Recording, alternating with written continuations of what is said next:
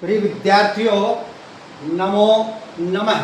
आजकल हम पढ़ रहे हैं छठी कक्षा की पुस्तक दीपकम और उसके भाई हमने छठा पाठ पूरा पढ़ लिया है। आज हम करने जा रहे हैं उसका अभ्यास।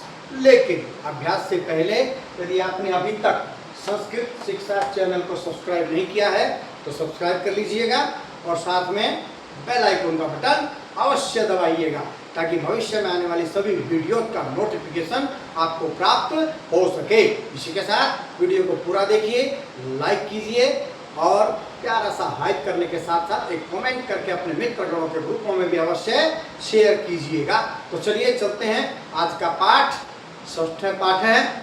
अहम प्रातः उत्तिष्ठामि का वयम अभ्यासम कुर्मः का अभ्यास करने के लिए वयम अभ्यासम कुर्मः, हम अभ्यास करते हैं। प्रश्न 1 पट्टिकातः, ये पट्टिका है। शिष्टाचारस्य, शिष्टाचार के पदानी, पदों को चित्वा चुनकर लिखन्तु, लिखो। कहाँ लिखना है? नीचे यहाँ लिखना है जिसमें एक दे रखा है यथा। तो ये पट्टिका है, इसमें शिष्टाचार के पदों को चुनकर हमें नीचे लिखना है। सबसे पहले इसने लिखा गुरु वंदनम। वैसे सबसे पहले क्या कलह, कलह मैंने होता झगड़ा, झगड़ा शिष्टाचार में नहीं आता है। तो उसके बाद क्या? गुरु वंदनम। तो क्या लिखा है? गुरु वंदनम। उसके बाद क्या है? वृद्ध सेवा। वृद्ध सेवा करनी चाहिए कि नहीं? बिल्कुल करनी चाहिए। वृद्ध सेवा ऊपर से चुन करके हमें यहाँ पर लिखना है। वृद्ध सेवा हो गया। अतिथि सत्कार है। अतिथि सत्कार करना चाहिए कि नहीं? घर में अतिथि आए तो करना चाहिए। ये भी शिष्टाचार का एक वो है। तो लिखेंगे अतिथि सत्कार है। ऊपर से चुन के ही लिखने हैं। अहंकार, अहंकार बिल्कुल भी नहीं है शिष्टाचार में। मातृ प्रेम, बिल्कुल ये शिष्टाचार में है। मातृ प्रेम, माता से तो प्रेम करना ही चाहिए ना, तो मातृ प्रेम भी शिष्टाचार में आएगा।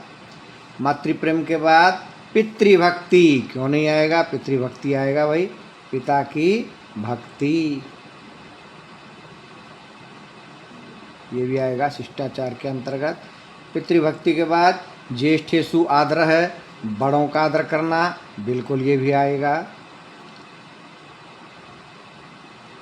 ज्येष्ठेषु आदर है, बड़ों का आदर, बिल्कुल आएगा शिष्टाचार में। कनिष्ठेषु प्रीति, छोटों से प्रेम, ये भी आएगा, क्यों नहीं आएगा? ये भी शिष्टाचार का एक अंग है। कनिष्ठेषु प्रीति।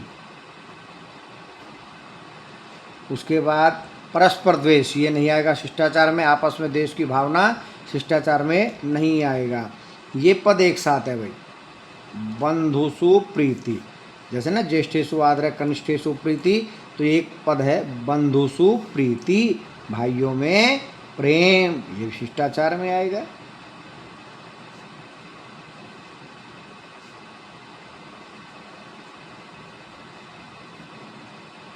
चलिए आगे बढ़ते हैं। असूया नहीं आएगा, निंदा करना किसी की। स्वाभिमानम भी नहीं आएगा।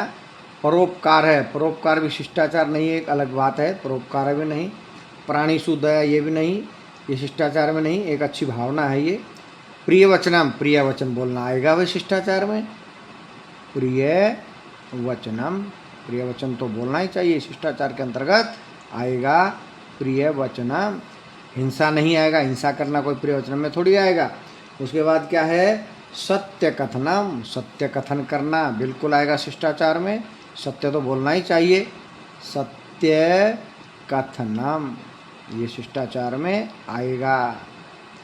उसके बाद सत्य कथनम के बाद सत्पात्रे दानम, ये एक अलग बात है, सत्पात्र दाने, लेकिन ये भी अच्छा एक वो है शिष्टाचार कि वह अच्छे लोगों को दान किया जाना चाहिए। सत्पात्रे।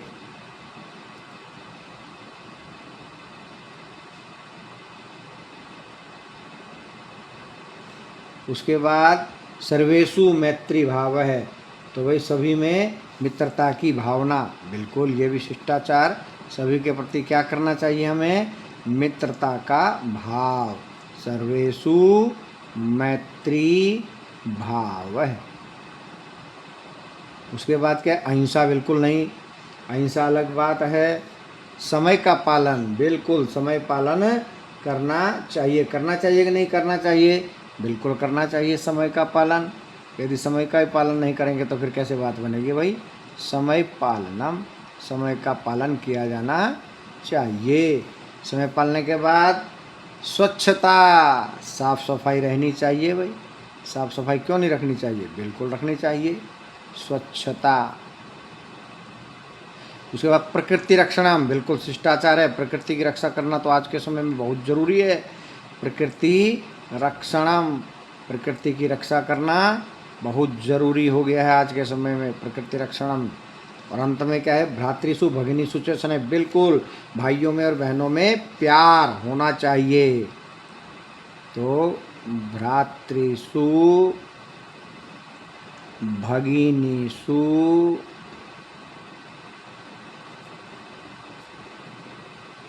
और देख करके लिखना एकदम ठीक, च स्नेह।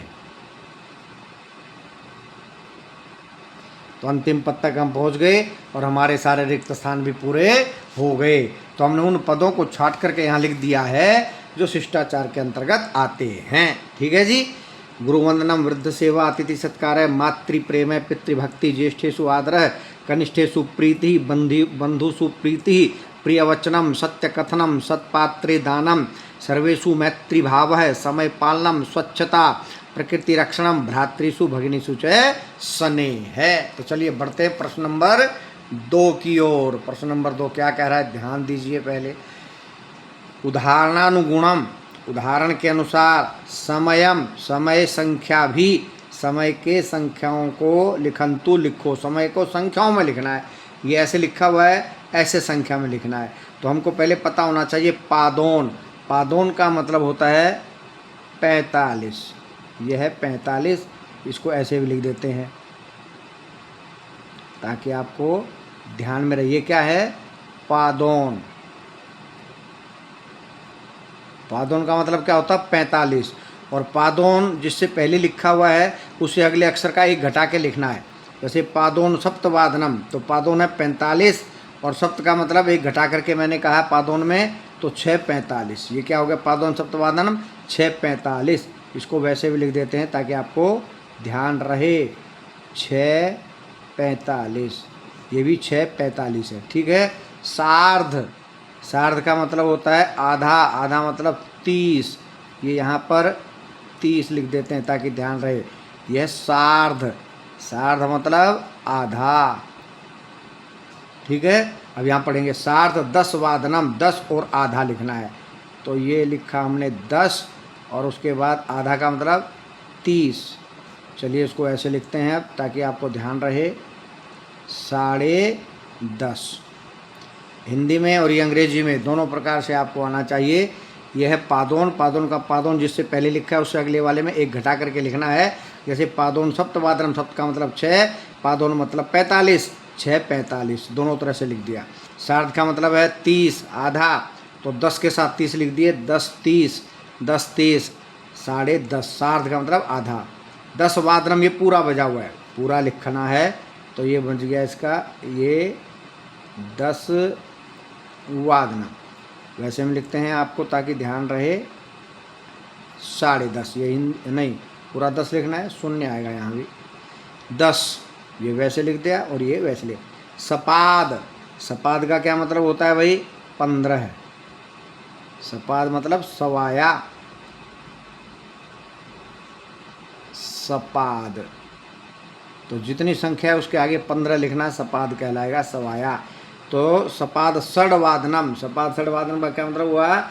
6:15। ये 6 और ये लिख दिया 15, उस तरह भी लिख देते हैं ताकि आपको अच्छे से आ जाए। ये 6:15। ठीक है। उसके बाद सार्ध चतुर्वादनम, सार्ध का मतलब 30, चतुर का मतलब 4, तो लिखेंगे 4 और 30। ये ऐसे भी लिख देते हैं ताकि आपको ध्यान रहे, 4.5। सार्ध चतुर्वादनम 4.5। ठीक है। आगे देखिए पादोन, पादोन का मतलब 45, और उसके आगे से एक घटा देना है। एकादश का मतलब 10। क्या हो जाएगा इस समय? 10:45। 10:45। ये ऐसे भी लिख देते हैं ताकि आपको ध्यान रहे। ठीक है जी। तो आज के लिए इतना ही। बहुत अच्छे से ध्यान दीजिएगा। जयतु सुरभारती शेष कल।